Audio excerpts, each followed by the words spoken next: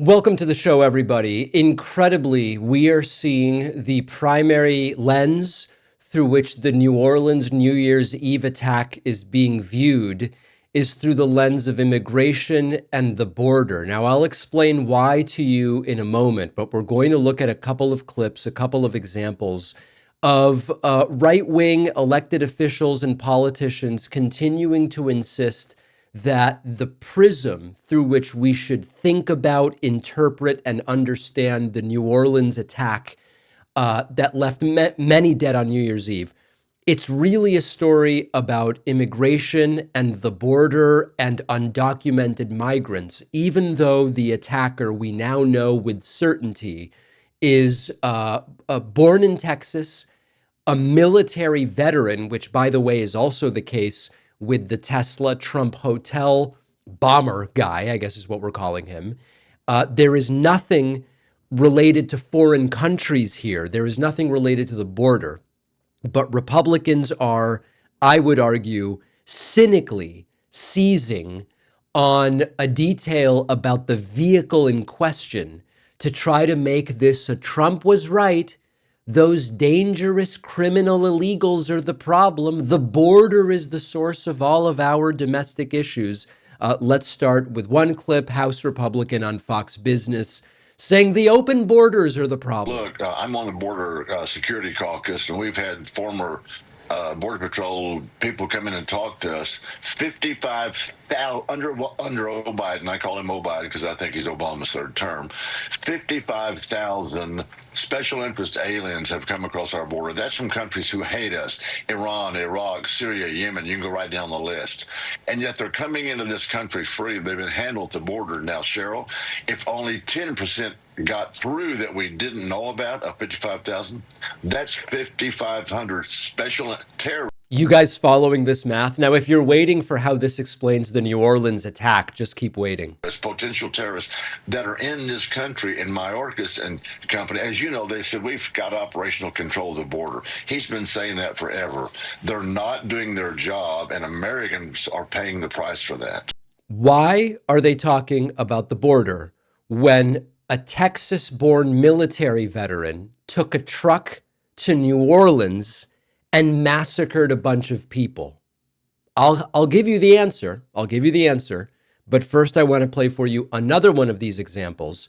Here is MAGA Mike Johnson, for now the Speaker of the House, saying that Joe Biden's wide open border played a role in this attack. And let me say something else that's obvious, and I don't know if enough attention. When MAGA Mike says something is obvious, it's almost certainly untrue. That you can almost count on. Is being paid to this, but we all know that for the last 4 years, the Biden administration has been completely derelict in its duty.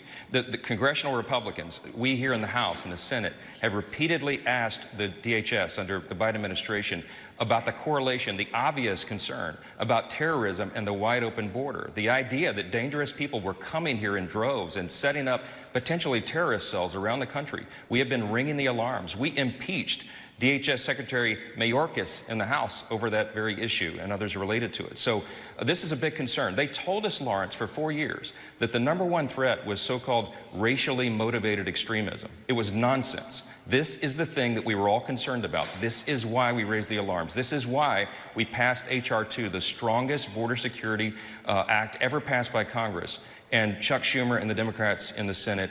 All right, I think you get the picture. Biden, wide open border. Schumer, Democrats, dangerous, this, that, the other thing. Here is the current link that they are seizing on to pretend that this is related to immigration or the border or whatever. They are fixating on reports that the truck used in the New Orleans massacre at some point recently came through the U.S.-Mexico border. Now, why is this, generically speaking, completely irrelevant to the story? I'll give you all the information I have right now. Now, if the information changes or we get more information or conflicting information, I will tell you. What is reported right now is that the truck that was used in this massacre was not owned by the perpetrator, but was rented by the perpetrator on an app called Turo, Turo. It's sort of like, instead of renting from Enterprise, you can rent cars. Typically it's from individuals, although, it's sort of like with Airbnb, companies are starting to be on there too. And what it appears to be the case is that plate readers have determined that at some point, this truck did cross over the US-Mexico border. Now, of course, if that's all we know, which is all we know right now, if it changes, I'll revise the story. All that might mean is someone else who rented this same truck on Turo went to Mexico at some point. It doesn't change anything about the fact that the perpetrator in New Orleans was a Texas-born, American citizen military veteran. And the common thread between the various instances of carnage and violence and explosions on New Year's Eve and New Year's Day is not the border, it's military veteran status. And we're going to get to that in a moment. But first, I want to stick with this story a little bit. Guys in my audience, I know you're tired of the chafing with traditional underwear. Our sponsor, Sheath, makes the most comfortable boxer briefs I've ever worn. If you're sick of the boxers that are too loose or the briefs that are too tight, Sheath is for you. Sheath underwear is designed with two special pouches in the front. Keeps everything separate in its own compartment with extra confidence that you will feel throughout the day, keeping things separate and comfortable, no more sticking and chafing. I was skeptical about the dual pouch, I admit it, but it is game-changing. Everything stays where it is supposed to be, extra useful when working out at the gym. And even if you don't want to use the pouches, you don't have to. It is still the most comfortable pair of underwear I have ever owned.